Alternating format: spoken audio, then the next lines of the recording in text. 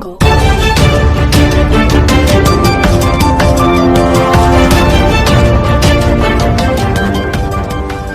अलाउदा खेड़ी में हुई हत्या पर विधायक यशपाल सिंह सिसोदिया ने लगाए पुलिस पर आरोप। पुलिस की लापरवाही से हुई हत्या। पहले क्यों नहीं अवैध ढाबे को गिराया गया? क्योंकि होती थी अवैध शराब की तस्करी ढाबे से। मंदसौर विधायक यशपाल सिंह सिसोदिया द्वारा आज सुबह हुई लॉकडाउन में हत्या पर पुलिस पर कई प्रकार के सवाल उठाए गए हैं। लॉकडाउन में कैसे हो गई व्यक्ति की हत्या? पुलिस को पता था कि हत्यारे के पास अवैध ढाबा है, तो क्यों नहीं पहले ही ढाबे को गिराया गया? और क्यों नहीं की पहले ही कार्रवाई छेड़छाड़ के मामले में? क्यों नहीं पुलिस ने इस मामले को गंभीरता से लिया? जिसका नतीजा यह हुआ कि जिसने की छेड़छाड़ की शिकायत थाने पर, उसी को मार पीट कर मौत के घाट उतार दिया। और कई समय से उस ढाबे के खिलाफ क्षेत्र के लोग भी विरोध कर रहे थे, तो पुलिस ने क्यों नहीं अवैध ढाबे को गिराया? अब हत्या होने के बाद पुलिस ने उस ढाबे को पूरी तरह ऑपरेशन सफाया के तहत तोड़ा है, जेसीबी के माध्यम से।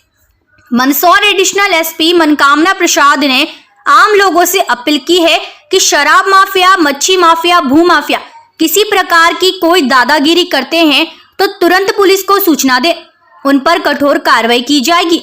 इतना ही नहीं, ब्याजखोरों के खिलाफ भी पुलिस द्वारा मुहिम शुरू कर दी गई है और जो भी शिकायत करेगा उसका नाम गोपनीय तरीके से रखा जाएगा और ऐसे ब्याजखोरों पर कार्रवाई की जाएगी। मंदसौर विधायक यशपाल सिंह सिसोदिया ने कहा कि पहले भी एसपी को इस मामले में बताया गया था और अभी वर्तमान में जो एसपी मंदसौर में है उनको भी कहा गया था कि ऐसे अपराधियों पर कार्रवाई करें। तो क्या लगता है कि मंदसौर विधायक यशपाल सिंह सिसोदिया की कोई भी अधिकारी नहीं सुन रहा है और लगातार ऐसे अपराधियों के हौसले भी दिन पर दिन बुलंद होते जा रहे हैं और इस तरह हत्या की घटना को अंजाम दे रहे हैं। मंदसौर में आज लॉकडाउन लागू कर दिया गया है, पर आज सुबह होते ही जैसे ही लॉकडाउन, संडे के दिन पूरी तरह लॉकडाउन का दिन था और वैसे ही एक सनसनीखेज घटना सुबह हो गई। मंदसौर में दो व्यक्तियों द्वारा मिलकर एक हत्या कर दी गई, जिसको लेकर मंदसौर विधायक यशपाल सिंह सिसोदिया से हम लोग बात करते हैं। किस तरीके से अपराधियों के लगातार हौसले बुलंद होते जा रहा है, दादा क्या कहना है? निश्चित से घटना बड़ी चिंतनीय है और मैं इसकी निंदा करता हूँ।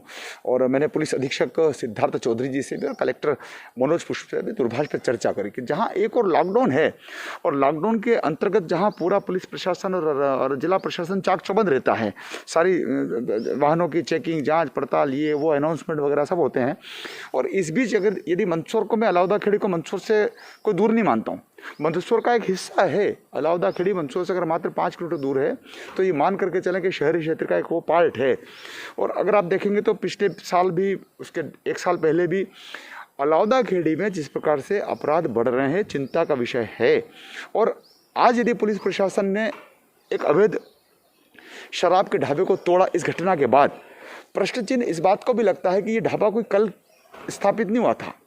इस ढाबे को लेकर के हमने भी कई बार इसको लेकर के तत्कालीन पुलिस अधिकारियों को भी और वर्तमान पुलिस अधिकारियों को भी हमने इस ओर ध्यान दिलाया था कि किसी भी थाना क्षेत्र में आ, चाहे नयाबादी थाना क्षेत्र में आता हो, चाहे वाईडी नगर थाना क्षेत्र में आता हो, चाहे मंदसौर शहर कोतवाली के अंतर्गत आता हो, अगर इस प्रकार से ढाबों पर खुले रूप से नकली और अवैध शराब बिकती है और वहाँ से अपराध पैदा होते हैं, तो जिस प्रकार से अर्जुन बरगुंडा की जो हत्या की गई है और उस हत्या के पीछे अगर परिवारजनों ने, आप ही के चैनल से मैंने देखा है इंटरव्यू, साक्षात्कार उसके परिवार के एक सदस्य का, कि 2 दिन से हमारे परिवार के सदस्य ने हमारी घर की बिटिया के ऊपर छेड़छाड़ ईश्वर सिंह द्वारा किए जाने को लेकर के आवेदन भी दिए हैं और एफआईआर भी दर्ज करी है।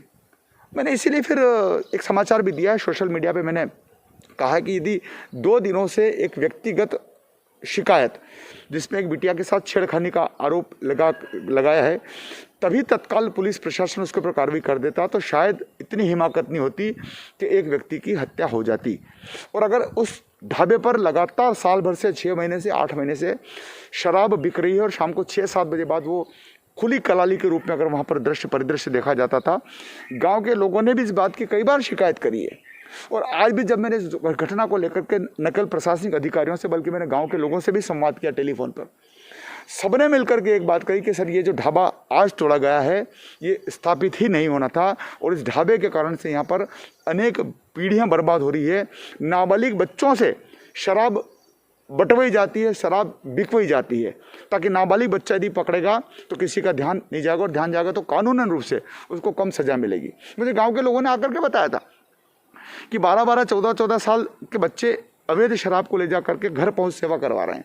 ये चिंता का विषय है, और इस चिंता के विषय को लेकर के मैंने तत्कालीन समय में भी, और आपको याद होगा तो लॉकडाउन के दौरान जब आईजी मंदसौर आए थे और नामली के पास में घटना घट गई थी जिसमें 6 लोग काल के गाल में समा गए थे, तब भी मैंने कहा था कि ये जो पॉलीथीन की पुड़िया वाली जो शराब आ रही है, दूध की टंकियों में आ रही है, और इस प्रकार से अगर शहर के आसपास के ढाबों में इस प्रकार से शराब यूरिया खाद की बनी हुई हो, चाहे वो किसी और से बनी हुई हो, चाहे वो अयोध्या बस्ती मंदसौर में आकर के बट रही हो, इसको सख्ती से करना चाहिए, क्योंकि जहरीली शराब पीने से मौतें हो जाती है। नामली अभी लॉकडाउन के दौरान में उसका उदाहरण है, और मैंने तभी आईजी की मौजूदगी में, प्रशासनिक अधिकारियों की मौजूदगी में इस बात को रेखांकित किया था कि ये जो पाउच पुड़िया वाली और पॉलीथीन में जो शराब आ रही है, इस शराब की सघन चेकिंग करना चाहिए।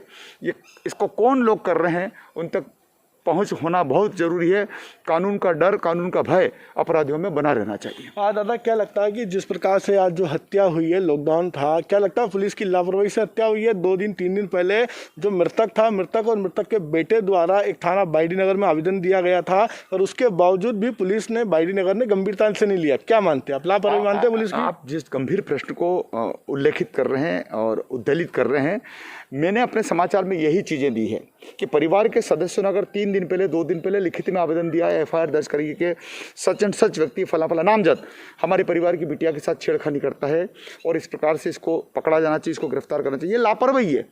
अगर एक बिटिया के साथ छेड़खानी का कोई आरोप आया है, कोई फरियाद लेकर के थाने पर आया है, तो मैं समझता हूँ कि वाईडी नगर के अधिकारियों को इसको गंभीरता से लेना था, और तभी इशारा इस ओर होता था कि वो व्यक्ति कौन। अगर वही व्यक्ति जिसका आज तोड़ा गया है अवैध शराब का ढाबा, और वही व्यक्ति अगर किसी बिटिया को छेड़ता है, तो ये उसको छूट देने का परिणाम ये रहा कि हौसले बुलंद हुए। वो अवैध शराब का धंधा भी करे, वो किसी बिटिया को छेड़ने का काम भी करे, और तब पुलिस उसका ढाबे तक भी ना पहुँचे और उस बिटिया को संरक्षण भी नहीं देवे, तो फिर अपराधी के हौसले बुलंद होते हैं। ये थे हमारे साथ में मंदसौर विधायक यशपाल सिंह सिसोदिया। और एक और बात की जाए कि पाया के तहत आज एक हत्यारे का एक ढाबे को तोड़ा गया, क्या कहना है? मध्य प्रदेश शासन एवं DGP महोदय के द्वारा मध्य प्रदेश की सीमाओं के अंतर्गत माफियाओं के विरुद्ध एक अभियान का आगाज किया गया है।